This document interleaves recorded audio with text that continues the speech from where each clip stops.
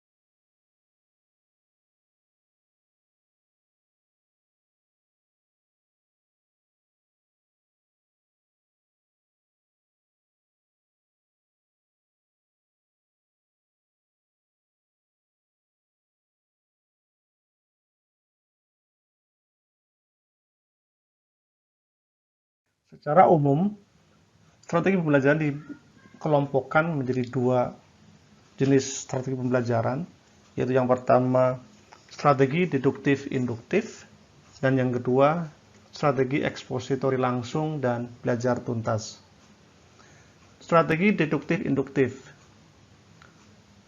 Strategi pembelajaran deduktif yaitu pembelajaran dimulai dengan prinsip yang diketahui ke prinsip yang tidak diketahui.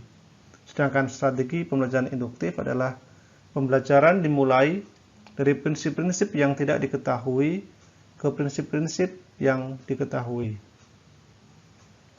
Strategi ekspositori dapat diartikan bahwa guru menstrukturkan pelajaran dengan maju secara urut. Termasuk dalam strategi pembelajaran langsung adalah pembelajaran eksplisit. Sedangkan strategi belajar tuntas didasarkan pada keyakinan bahwa semua pembelajar dapat menuntaskan bahan yang diajarkan jika kondisi-kondisi pelajaran disiapkan untuk itu. Secara umum, istilah metode yang dalam bahasa Inggris method berarti cara. Sehingga jika dikaitkan dengan pembelajaran, maka metode adalah cara yang digunakan guru untuk membelajarkan siswa. Sedangkan menurut Percival dan Ellington dalam Milan Rianto, dia mengatakan bahwa metode pembelajaran adalah cara yang umum untuk menyampaikan pelajaran kepada peserta didik atau mempraktekkan teori yang telah dipelajari dalam rangka mencapai tujuan pembelajaran. Sedangkan Isrokatun dan Amelia Rosmala 2018 mengatakan bahwa metode pembelajaran adalah cara dalam melakukan sesuatu atau upaya yang dilakukan oleh para pendidik untuk menerapkan strategi pembelajaran. Pendapat ketiga diberikan oleh Regelut dalam Kauni Semiawan. Dia menyatakan bahwa metode pembelajaran adalah rumusan tentang pengorganisasian bahan ajar, strategi penyampaian, dan pengelolaan kegiatan dengan memperhatikan tujuan, hambatan, dan karakteristik peserta didik sehingga diperoleh hasil yang efektif, efisien, dan menimbulkan daya tarik pembelajaran. Metode pembelajaran sebagai suatu cara untuk menyajikan materi pelajaran atau bahan pengetahuan kepada siswa banyak sekali macamnya, dengan berbagai kelebihan dan kekurangan masing-masing. Semua metode pada hakikatnya adalah baik dan dapat digunakan untuk menyajikan berbagai materi pelajaran. Sehingga tidak ada satupun metode yang paling baik, paling tepat, dan paling sesuai untuk suatu mata pelajaran tertentu. Beberapa bentuk metode mengajar yang kita kenal. Yang pertama, kita mengenal ceramah. Ceramah adalah cara penyajian materi pelajaran dengan lisan atau verbal. Medianya berupa suara dan gaya guru atau si penceramah.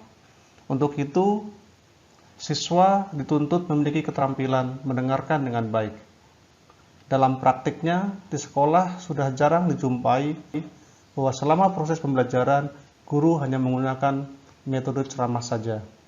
Dan ada yang sekarang penggunaannya bersamaan dengan metode yang lain, yaitu divariasikan dengan metode tanya-jawab, diskusi, penugasan, dan yang lainnya.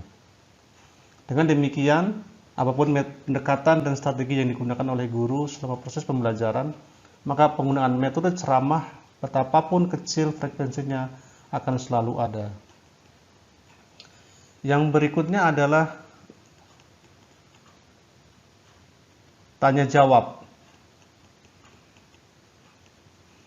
Metode tanya-jawab merupakan cara penyajian materi pelajaran dalam bentuk pertanyaan dan jawaban, baik oleh guru maupun siswa. Yang ketiga, diskusi. Diskusi merupakan cara penyajian materi pelajaran dengan tukar-menukar pendapat untuk mencari pemecahan masalah tentang suatu topik tertentu. Pembelajaran dengan diskusi memposisikan guru untuk berperan sebagai pengatur, pengarah, dan pengontrol jalannya pembelajaran. Dalam menjalankan perannya, guru hendaknya mengusahakan agar setiap tanggapan disalurkan melalui pimpinan diskusi. Siswa berbicara menurut giliran, dan pembicaraan tidak dimonopoli oleh siswa tertentu yang gemar berbicara.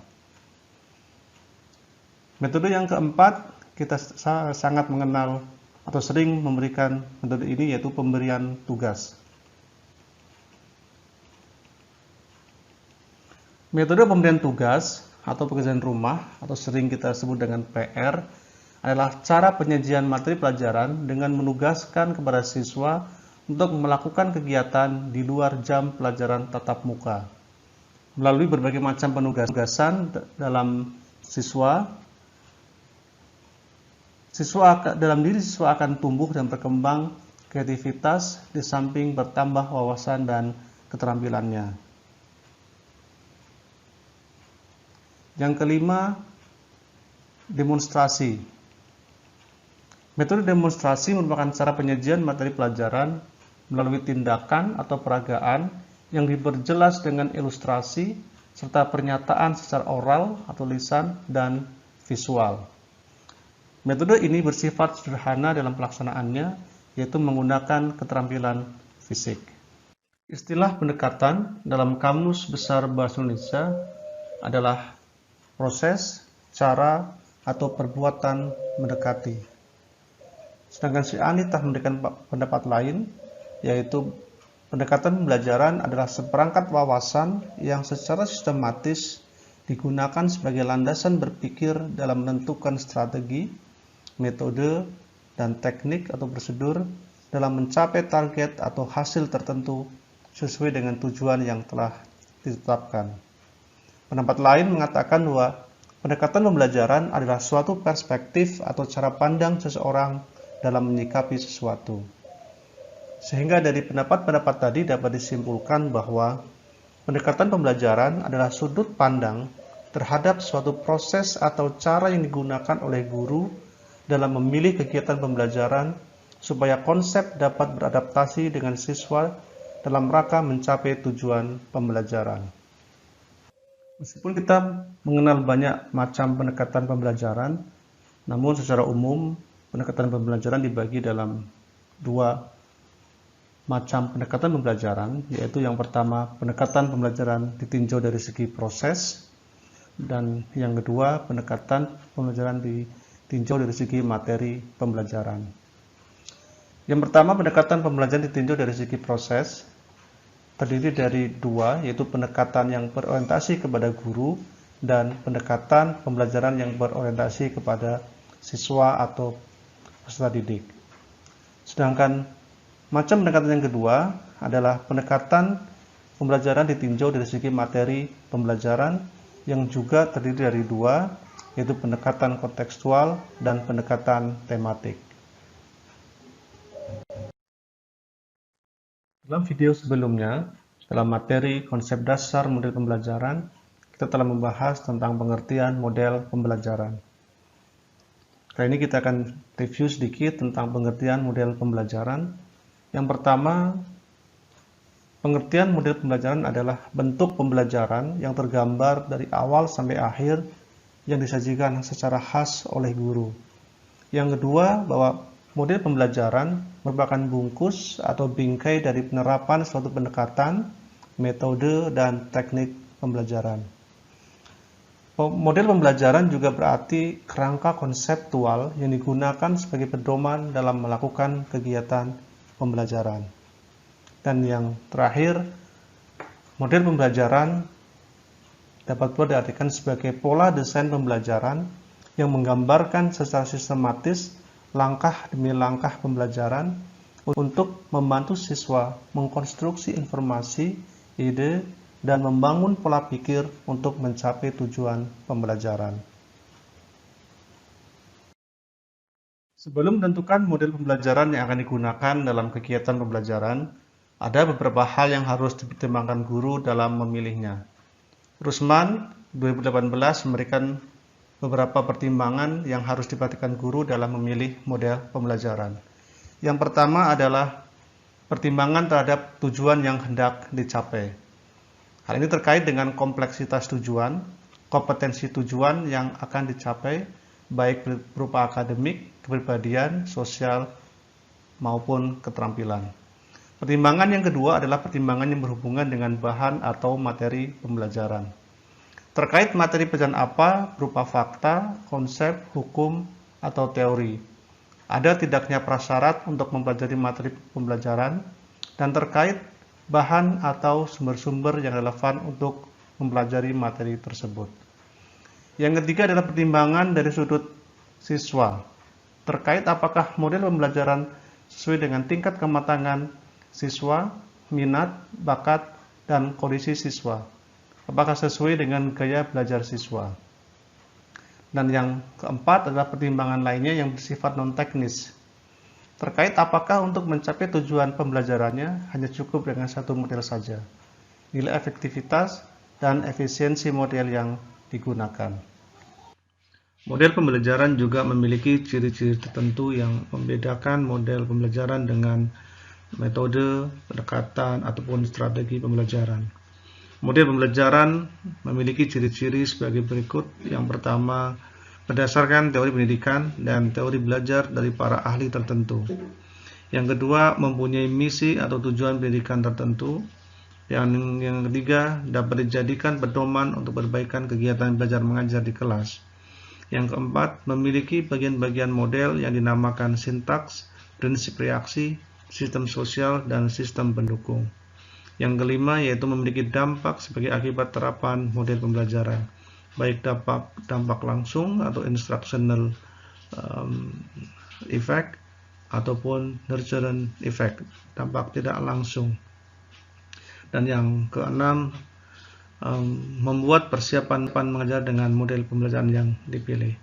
Itulah ciri-ciri dari model pembelajaran. Baiklah, kita sampai pada topik bahasan yang terakhir, yaitu hubungan konseptual dan fungsional antara strategi, metode, pendekatan, dan model pembelajaran. Apabila antara pendekatan, strategi, dan metode sudah terangkai menjadi satu kesatuan yang utuh, maka terbentuklah apa yang disebut dengan model pembelajaran. Jadi, model pembelajaran pada dasarnya merupakan bentuk pembelajaran yang tergambar dari awal sampai akhir, yang disajikan secara khas oleh guru. Dengan kata lain, model pembelajaran merupakan bungkus atau bingkai dari penerapan suatu pendekatan, strategi, dan metode pembelajaran. Demikianlah paparan singkat tentang materi diklat hubungan konseptual dan fungsional antara strategi, metode, pendekatan, dan model pembelajaran. Semoga bermanfaat dan dapat memberikan tambahan wawasan tentang materi diklat ini. Jika masih ada hal-hal yang perlu didiskusikan, kita masih akan bertemu lagi dalam diklat e-learning model-model pembelajaran. Sekian, terima kasih, dan wassalamualaikum warahmatullahi wabarakatuh.